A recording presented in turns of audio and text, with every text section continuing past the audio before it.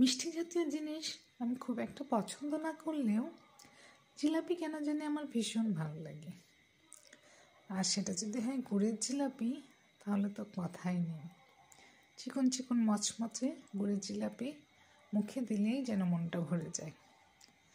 পাবনায় কোনো হোটেলে গুড়ের জিলাপি ভাজা হয় কিনা আমার জানা নেই, তবে আমি খেয়াল করেছি এই শীতের সিজনে যেখানে যেখানে জালসা হয় সেখানেই গুড়ের জিলাপি ভাজা হয়।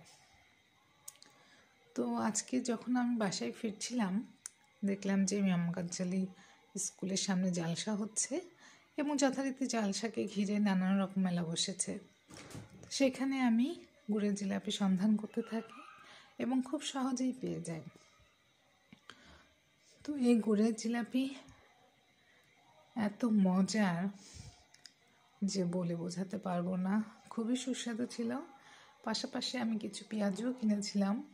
সাধারণত এই ধরনের জালসাতে যে পেঁয়াজ পাওয়া যায় তার মধ্যে পেঁয়াজ থাকে না বললেই চলে এবং খুবই কটকটে হয়, কিন্তু এই পেঁয়াজতে যথেষ্ট পরিমাণ পেঁয়াজ ছিল এবং কিছু মশলা ব্যবহার করা হয়েছে, যেমন আমি দারচিনি ফ্লেভার পাচ্ছিলাম, আদার একটা ফ্লেভার পাচ্ছিলাম, যা আমার মুখে খুবই একটা সুস্বাদু অনুভব হচ্ছিল।